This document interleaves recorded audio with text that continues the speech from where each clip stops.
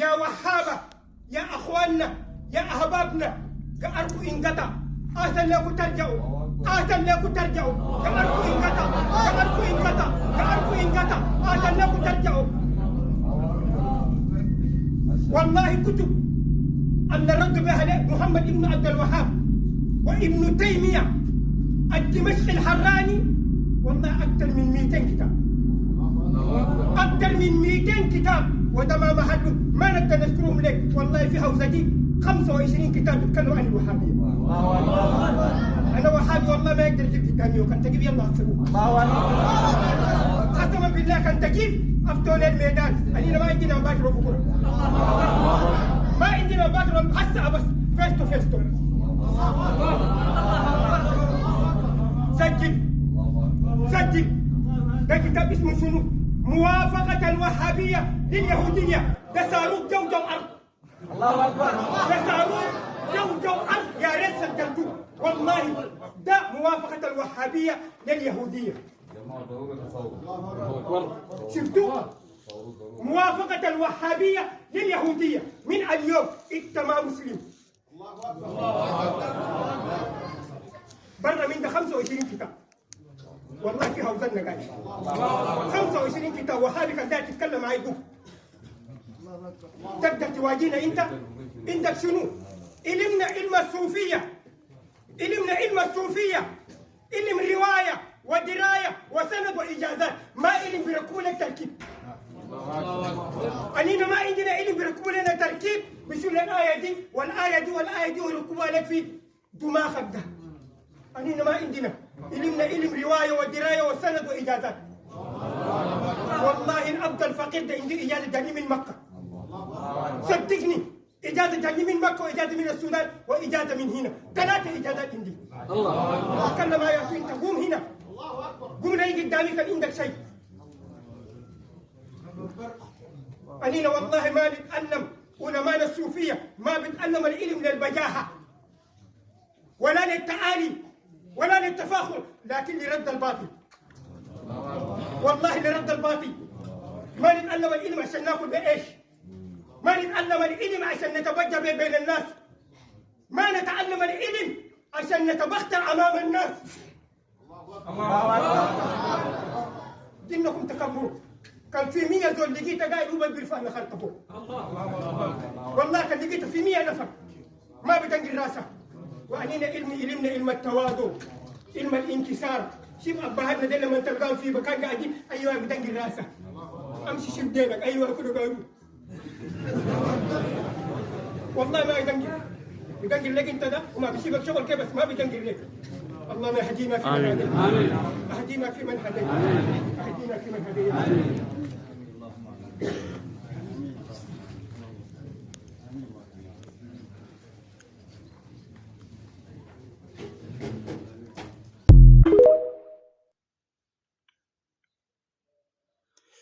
بسم الله الرحمن الرحيم. الحمد لله رب العالمين والصلاة والسلام على رسول الله صلى الله عليه وسلم.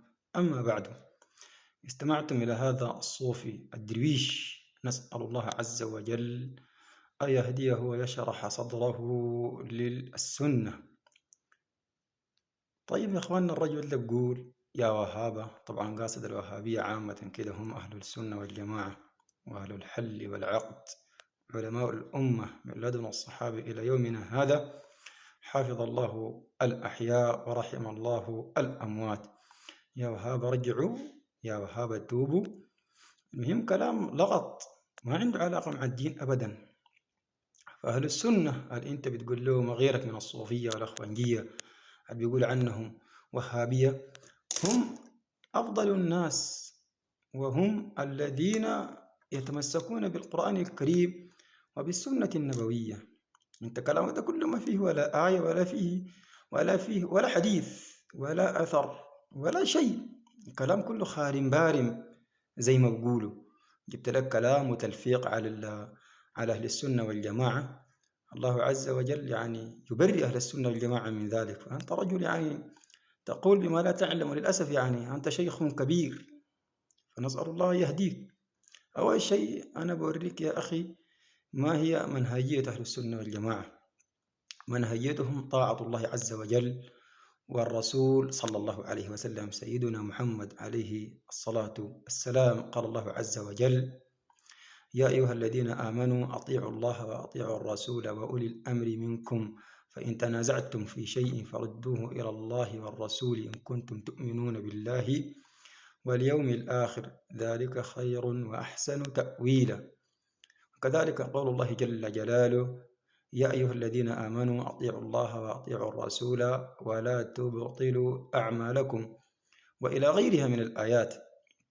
أما من السنة النبوية فروى الإمام الترمذي رحمه الله عز وجل من رواية العرباض بن سارية حديث طويل، وشاهدنا منه أن النبي صلى الله عليه وسلم قال: عليكم بسنتي وسنة الخلفاء الراشدين المهديين من بعدي عضوا عليها بالنواجذ. وكذلك روى الإمام أبي داود رحمه الله عز وجل من رواية زيد بن أرقم رضي الله تعالى عنه أن النبي صلى الله عليه وسلم قال: تركت فيكم ما إن تمسكتم به لن تضلوا بعد أبدا، كتاب الله وسنتي، يعني سنة النبي صلى الله عليه وسلم. هذا هو ديننا الذي لا بد لنا، وأنت كذلك يا صوفي يا مريض أن ترجع إلى ذلك القرآن الكريم وإلى سنة النبي صلى الله عليه وسلم. لكن أنت صوفي مريض وأنت تجاني، أنت رجعت لشنو؟ أنت أصلا ما رجعت، ده دين الإسلام. قل إن صلاتي ونسكي ومحياي ومماتي لله رب العالمين لا شريك له وبذلك أمرت وأنا أول المسلمين. ما في الدين يا أخي ما فيه تجانية، صوفية، إخوان مسلمين، عصبجية، أشاعرة، كلابية، ده كل هوس وكلام فارغ. إن الذين فرقوا دينهم وكانوا شيعا لست منهم في شيء. فرقت الدين. خليكم من المسلمين الذين وصفهم الله ونعتهم في كتابه الكريم: ملة أبيكم إبراهيم، هو سماكم المسلمين، لم يقل سماكم الصوفية، ولم يقل سماكم الأخوانجية، ولم يقل سماكم العصبجية، ولم يقل سماكم الكلابية، ولم يقل سماكم الأشعرية، بل قال سماكم المسلمين. ده ديننا. بعدين شنو يا وهابي؟ أرجعوا وقال عندي 25 كتاب ولا 200 كتاب، قال كلها بتكفر الوهابية. كتاب ألف واحد صوفي مريض أو واحد من الأخوان المسلمين منكم براكم يا أهل الضلال، وذكر فيه قال موافقة الوهابية لليهودية. إيه ده ما كلام ألفته براكم. نحن وافقنا اليهودية في شنو؟ ما وافقنا اليهودية أبدا في شيء. نحن نبغض اليهود ونتقرب إلى الله جل جلاله ببغضهم، وكذلك نبغض أهل البدع عامة، ابتداء من الصوفية والتجانية والأخوانجية والعصبجية، وكل إنسان ما على السنة، ما على القرآن الكريم ولا على السنة، نحن بنبغضه ونتقرب إلى الله جل جلاله ببغضه، لأنه من السراق وإن صحت العبارة. فأنت ومن معك يا صوفي من السراق، تسرق في عقول المساكين، في عقول الجهال من الصوفية، في عقول الجهال من الأخوانجية، في عقول الجهال من العصبجية وغيرهم. لكن نحن كسلفيين الذي رفع السماء نضربك بسياط السنة ليل نهار صباح مساء، والله وستندم ولا تحين مندم. قال كان في وهابي يجيني في عليك رجل من أهل السنة والجماعة يأتي ويذل نفسه ويقف معك، أنت تجهلون، أنت بحوجة إلى معرفة الأصول. قال نحن طبعا درسنا العلم رواية عن دراية. يا أخي الرواية علم الحديث، اسم علم الرجال. أنت أخ ناقص، أنت الآن ما رجل، أنت ذكر، خرجت من جملة الرجال، لأن الرجال الذين نعتهم الله جل جلاله في كتابه الكريم ثابتون على المبدأ وثابتون على السنة وعلى التوحيد. من المؤمنين رجال صدقوا ما عاهدوا الله عليه، فمنهم من قضى نحبه ومنهم من ينتظر وما بدلوا تبديلا. بعدين بالمناسبة أنت رجل جمعت بين التصوف وبين المنهج التكفيري، منهج الأخوان المسلمين، أنت تكفيري. بعد ذكرت الكتاب الألف الصوفي التجاني المريض الزيق، قلت خلاص وهابي قال كفار. اتق الله جل جلاله، نحن ما كفار، لا إله إلا الله محمد رسول الله صلى الله عليه وسلم، ولا بنكفر الصوفية كمان. انت ذات زول جاهل بس ما بنقول كافر، لا لا لا، التكفير أمر عظيم.